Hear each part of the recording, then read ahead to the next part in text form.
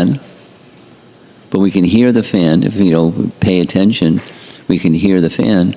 And the intellect, that's the ear, the mind is registering that sound. The intellect, oh, that's a fan. Or that's the air conditioning heating system of the temple room. I can't, so it's just inductive reasoning. But then there's spiritual sound. And when it's possible, the advocacy of Bhaktisiddhanta is to engage in hearing with the spiritual ear, and then with the spiritual ear we hear the spiritual sound, and when you hear the spiritual sound, voila. We heard yesterday what happens when you hear the spiritual sound. Rupa Goswami taught us in Vedanta Madhava. When that spiritual sound enters the courtyard of the heart, it dances. The sound dances in the courtyard of the heart, and the mind, that's the material one, becomes stunned. And the senses become inert. Yoga. So, I'm going to go on as if you can see what's on my screen, although you can't see what's on my screen.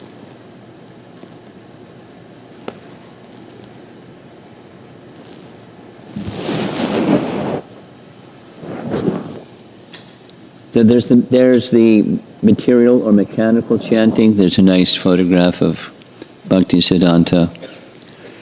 And the next image that you can't see is just repeating with graphics, but repeating. We're practicing. This is a japa retreat. We're chant japa daily, all of us probably. And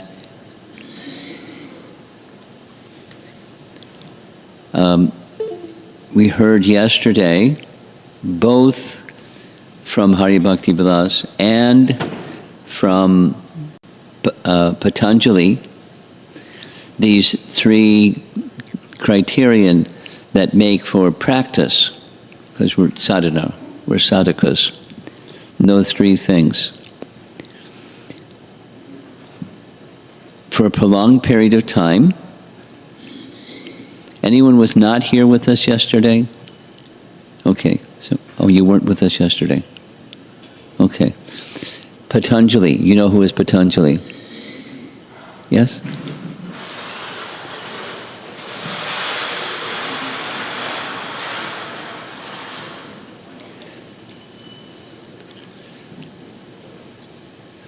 Shri Radha Shyamasundara ki jai.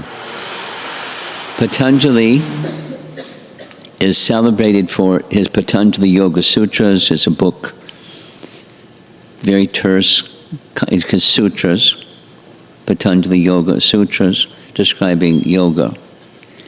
And there's a whole section, verses 1 through 15, that are described the practice of.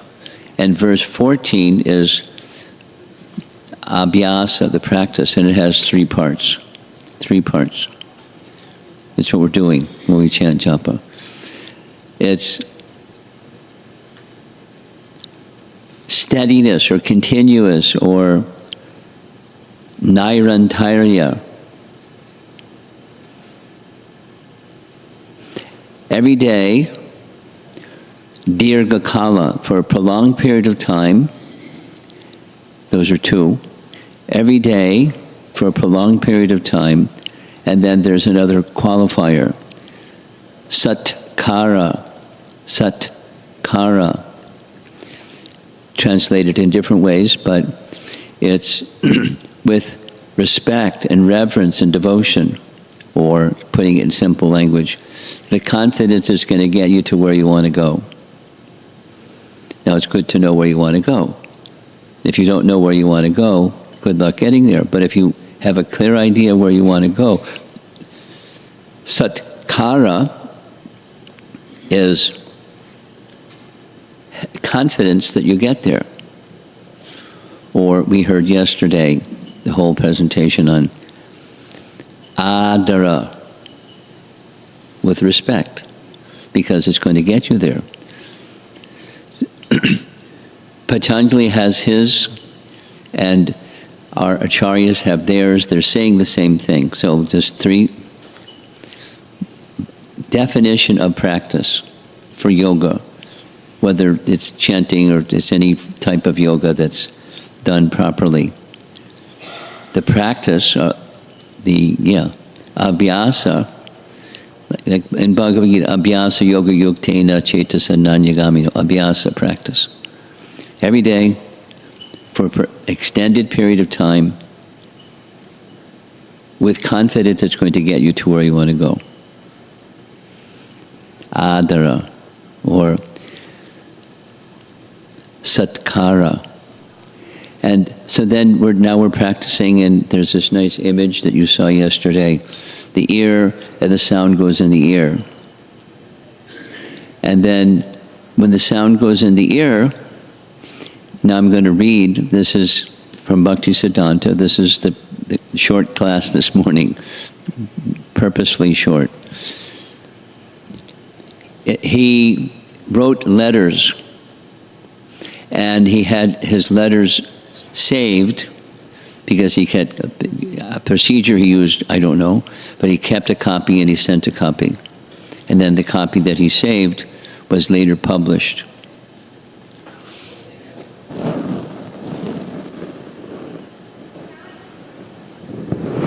And this is, and then published in a book. And this particular letter I like, and it's just in English. I assume it's in English. It may have been in Bengali. The name of the Lord and the Lord himself are not 2 separate entities, but one. Abhinatvam nama namino. The name and the person named are not different. There's one entity. When the sound of the holy name passes over the lips, the conditioned sense of hearing, material, and the conditioned consciousness initially process the sound as if it were material, and that is how it is perceived. As a result, only the external ear hears it. Paragraph. Since the other senses and mind, so 6 senses, 5, and the head or the predominating deity is number 6, the mind. 6 senses, which include the mind. So the other 4 plus the mind, which is the collector of sensory experience, are envious of the ear, which they consider to be an equal partner. The result is that such chanting does not affect the cleansing of anarthas.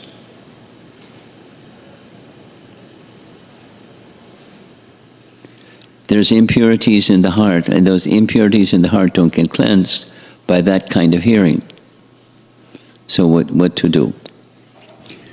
We do not have the capacity even to theoretically know that the name and the Lord of the name are one. Then he uses a metaphor, like this, so that. So the metaphor is, in Vedic culture, a piercing of the ear is one of the Vedic rites for a young child. Similarly, when our spiritual ear has been pierced by the holy name, and the other senses give up their envy of the auditory sense. So like Rupa Goswami's verse. When the sound goes to the courtyard of the heart, it dances in the courtyard of the heart. And the mind becomes stunned, and the senses become inert.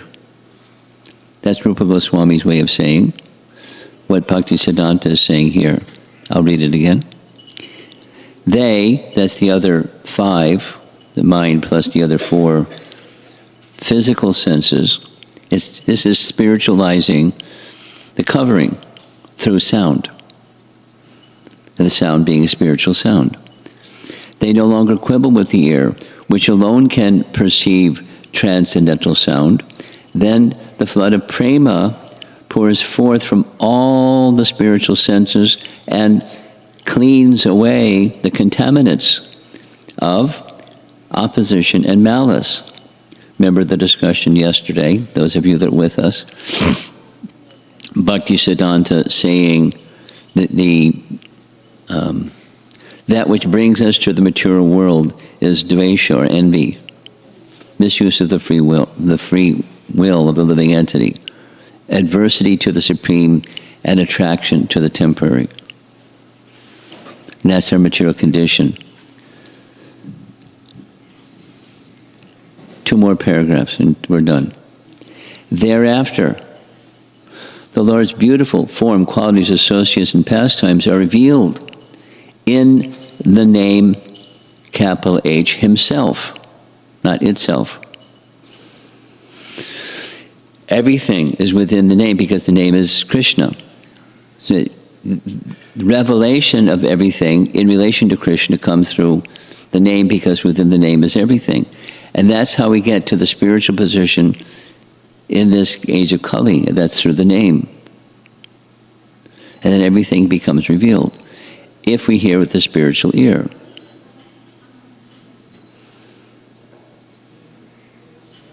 And experienced by the chanter as something quite distinct from his previous experiences in the mundane world, then the kinds of worries and distractions of the mind becomes stunned. The worries and distractions of the mind that are typical of the conditioned living being cannot remain.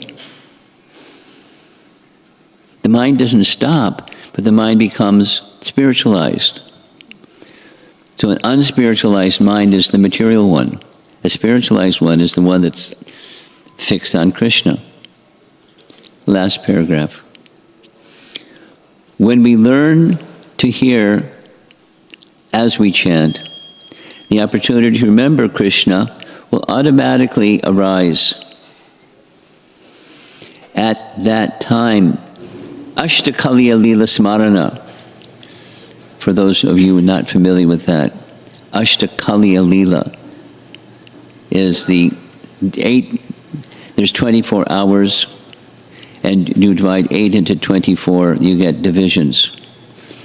And those divisions are 8 in number, and Krishna does different things at this time, at that time, at that time. And it's a smarana, it's a kind of meditation to meditate upon during the particular time of day, the pastimes of Krishna during that particular time of day. And that was prevalent, that practice was prevalent during Bhaktisiddhanta's time. Now he is saying, no. Rather, he's saying, yes. The yes is engage in hearing, and all of that comes. There's no need. It's artificial. It's not, he is the guru of those who he's addressing.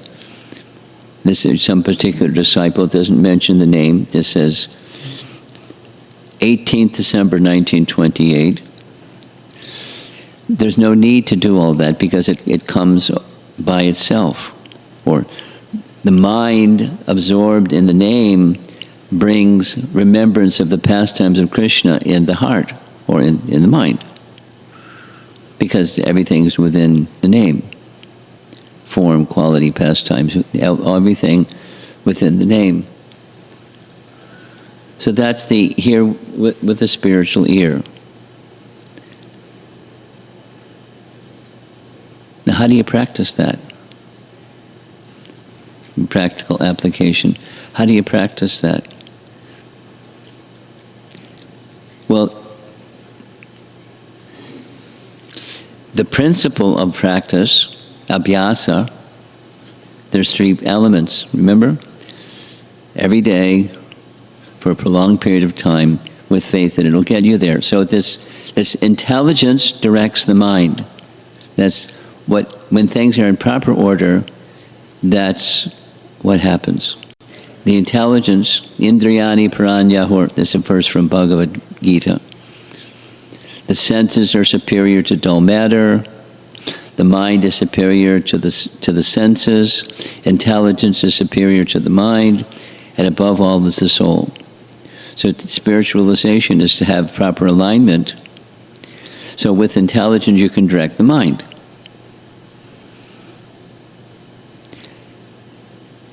And just by practice and practice and practice and practice, you get, you go to a good spiritual chiropractor, and you get alignment of your nervous system, your spine, and you sit properly. Have you heard that recording? Some of you may have heard that recording. They're chanting japa. A devotee told me I was the one that Prabhupada was instructing, because this was at 61 2nd Avenue, before they had 26 2nd Avenue, was across the street and up a little bit, the loft. And there was an altar, and Nayana Baram was kind of slumped like a sack of potatoes against the altar, chanting. He told me, personally. You hear Prabhupada chanting japa, it's a recording of Prabhupada chanting japa, and he stops chanting, you can hear him stop, and he just, with a stern voice says, sit properly. So that's an important element in being able to hear, is to sit. Chant properly is to sit properly. That head and neck in a straight line, etc. It's yoga. Supposing you don't sit like that. Don't sit slumped over. I want to stay here with the spiritual ear. Because though there are things that help hearing with the spiritual ear, sitting properly helps. But the essence is hear with the spiritual ear. Hear with attention, not just with the material ear. The sound goes in. You can describe the sequence of events. There's the eardrum, and then when the eardrum vibrates because of the sound, there are nerve endings, if your body is hooked up properly. Nerve endings pick up that vibration of the eardrum. It sends that to the brain, signal to the brain. That's the gross physical body. Then there's the subtle body. The bell rings, and the mind, the subtle perceiver of the sense perception, hears, thinking, feeling, willing, then direction from the intelligence, and so forth. So there's the physical hearing, and then there's the spiritual hearing of a spiritual sound.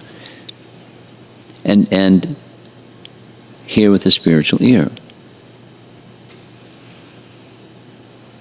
With these three factors. Every day, for a prolonged period of time, with great faith and confidence, it's going to get you to where you want to go. Satkara, with devotion and reverence and proper regard. 64-round day, that's what we traditionally call our japa retreats. It's very nice.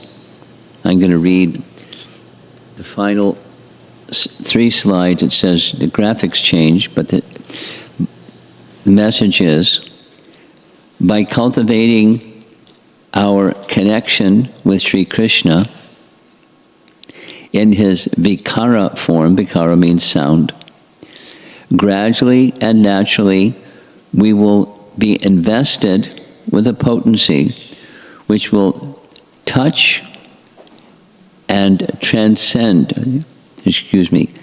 touch and transform our hearts and the hearts of others in amazing and unprecedented ways. So now that's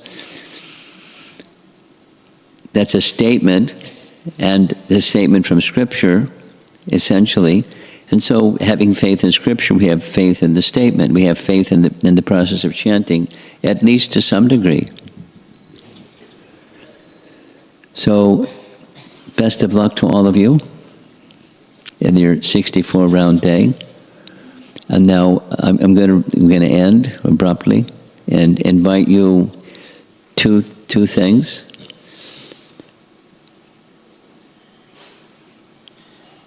Remember the instructions in the course of yesterday. Those of you that weren't with us yesterday, you can go back again some point in time and hear the recordings from yesterday so you get the full potential benefit of what we heard and discussed. From those principles that you recall, strive to hear that the sound go directly to the soul, not let it stop with the conventional type of hearing. So, focused, eat one mantra at a time. One mantra at a time. One mantra at a time. As you're chanting, however many times you chant, one mantra at a time. Be present, be mindful with the act of chanting. And